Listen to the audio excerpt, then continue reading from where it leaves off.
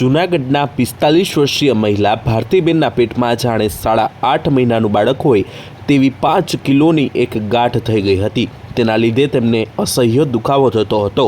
1 વર્ષના સમયગાળાથી તે નાના મોટા ડૉક્ટર પાસેથી દવા લઈ લેતા હતા, પરંતુ તેમને ખબર નહોતી કે તેમના પેટમાં આવડી મોટી ગાંઠ થઈ ગઈ છે। અને ત્યારબાદ તેમની આ સારવાર કરવા માટે તે જૂનાગઢના ન્યૂ લાઈફ કેર હોસ્પિટલના ડૉક્ટર કેપી ગઢવી પાસે પહોંચે છે। અને ત્યારે તેમને સીટી સ્કેન અને સોનોગ્રાફી કર્યા બાદ ખ્યાલ પડે છે કે આ પ્રકારની ગાંઠ તેમના પેટમાં થઈ ગઈ છે। ત્યારે તેમને 5 કિલોની ગાંઠનું ઓપરેશન કરી અને તેમને પીડા મુક્ત કર્યા હતા। ત્યારે આ ગાંઠ કઈ પ્રકારે થતી હોય છે અને તેમાં કયા કયા પ્રકારના લક્ષણો જોવા મળતા હોય છે, અત્યારે હાલમાં ભારતીબેનની તબિયત કેવી છે, આવો સમગ્ર માહિતી મેળવીએ। મારું નામ હિના મેર છે। મારા મમ્મીને વર્ષ દિવસથી પેટમાં ગાંઠ હતી।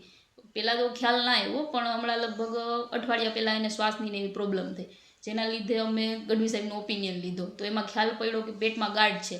કન્ફર્મ કરાવવા માટે પહેલાં સોનોગ્રાફી કરાવી ને તો એમાં પરફેક્ટ ખ્યાલ ન પડ્યો। પછી અમે સીટી સ્કેન કરાવ્યું। સીટી સ્કેનમાં ખ્યાલ પડ્યો કે ગાંઠ છે પેટમાં, જે બહુ મોટી છે, 5 કિલો આસપાસની ગાંઠ હતી।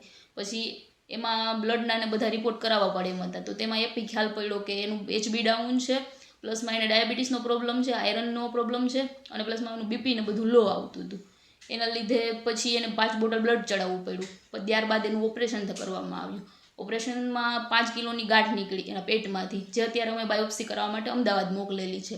અત્યારે એમની તબિયત એકદમ પરફેક્ટ છે, અને એમાં સ્ટાફનો અને સરનો બહુ સારો રિસ્પોન્સ મળ્યો છે। એમને બોલવામાં શ્વાસ ચડી જતો હતો, પ્લસમાં હાલવામાં બહુ પ્રોબ્લેમ આવતો હતો, બોલવામાં ને એમ હાફી રહેતા હતા।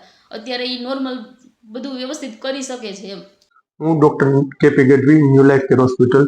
આજે એક ફાઇબ્રોઇડ વિશે આપને જાણ કરવા માંગુ છું।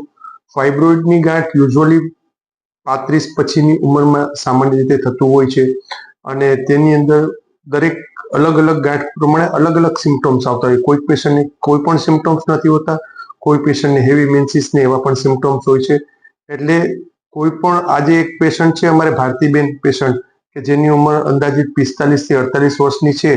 1 વર્ષથી પેટમાં ખાલી દુખાવો થતો હતો અને હેરાન થતા હતા। કોઈ સામાન્ય ડોક્ટર પાસે દવા લઈ આવતા હતા, અને છેલ્લે 1 વર્ષ પછી ત્યારે એમનું હિમોગ્લોબિન 4 થી 5 ગ્રામ થઈ ગયું, એટલે એમને શ્વાસની તકલીફ થઈ અને MD ડોક્ટરને બતાવવા ગયા। ત્યાં એમને જોતા ખબર પડી કે આમાં કંઈક તો પેટમાં મોટી કંઈક ગાંઠ જેવું લાગે છે, કેન્સર જેવું લાગે છે। એટલે તે અમારી પાસે આવ્યા, અમે સોનોગ્રાફી કરી, પછી સીટી સ્કેન કરાવ્યું, અને ફાઇબ્રોઇડની ગાંઠ હતી તેનું અંદાજિત વજન 5 કિલો જેવું, અને તેમની સાઇઝ લગભગ 32 સેન્ટીમીટર જેવી, એટલે કે 8.5 મહિનાનું ગર્ભ જ્યારે રહી જતું હોય એટલી મોટી ગાંઠ હતી।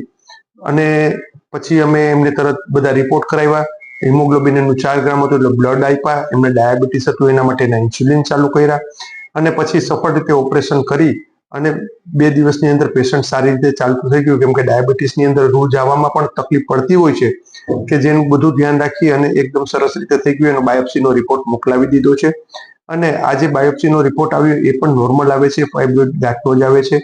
પેશન્ટ એકદમ ચિંતામુક્ત થઈ ગયેલું છે, અને પેશન્ટને કોઈ વાંધો નથી। મેઇન વાત કહેવાની કે કોઈ પણ પેશન્ટને કંઈ પણ તકલીફ હોય તો એટલીસ્ટ એક વખત ગાયનેકોલોજીસ્ટને બતાવવું જરૂરી છે। કેમ કે આ એવી કન્ડિશન છે કે જે પોતાની જાતને ઇગ્નોર કરશે અને માથું મારે તો આટલી મોટી ગાંઠ થઈ અને જોખમ વધતા જાય। તો દરેક સ્ત્રીઓને વિનંતી છે કે ક્યારેય પણ માસિકની તકલીફ થાય, પેટમાં દુખાવો થતો હોય તો સોનોગ્રાફી કરાવો, પોતાના નજીકના કોઈ પણ ગાયનેક પાસે નિદાન કરાવો, અને કંઈ ન હોય તો એટલીસ્ટ આપણે ચિંતામુક્ત થઈ જઈએ તો આટલી મોટી ગાંઠ થવાને લીધે જે કોમ્પ્લિકેશન થાય એ ન થઈ શકે। ગાંઠની અંદર હોર્મોનલ ચેન્જીસ જે થતા હોય ઇસ્ટ્રોજન હોર્મોનથી, એને લીધે આ ગાંઠ પેદા થતી હોય। આપણે સાદી ભાષામાં રસોડી કહીએ। ઘણા પેશન્ટને ગર્ભાશયની અંદર હોય, ઘણા પેશન્ટને બ્રેસ્ટની અંદર હોય, ઘણાને હાથ ઉપર હોય, ત્યારે માથા ઉપર ક્યાંય પણ હોય, તો આ hormone inducing oestrogen producing tumour કહેવાય। ખબર પડવા માટે આમાંથી 60% લેડીઝને તો કુદરતી રીતે હોર્મોનને લીધે આ ગાંઠ થતી હોય છે। એમાંથી 60% પેશન્ટને કોઈ સિમ્ટમ્સ જ નથી હોતા। જે સામાન્ય સિમ્ટમ્સ હેવી મેન્સીસના હોય તો ઘણા પેશન્ટ ઇગ્નોર કરતા હોય કે ભાઈ માસિક વધારે આવે છે તો આપણે ક્યાં દવાખાને જવું, એક ડર હોય છે કે ક્યાંક ઓપરેશન આવશે, કંઈક થશે।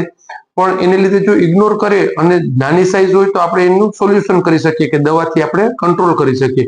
પણ જ્યારે એકદમ મોટું થઈ જાય અને સ્વરૂપ મોટું થઈ જાય ત્યારે ફરજિયાત ઓપરેશન સાથે માત્ર ગાંઠને નહીં પરંતુ ક્યારેક બ્લીડિંગ વધારે થતું હોય તો હાર્ટ ઉપર, કિડની ઉપર, બ્રેઇન ઉપર અને બધા અવયવ ઉપર એના ઉપર પણ અસર થતી હોય એટલે વહેલામાં વહેલું નિદાન કરાવવું જરૂરી છે.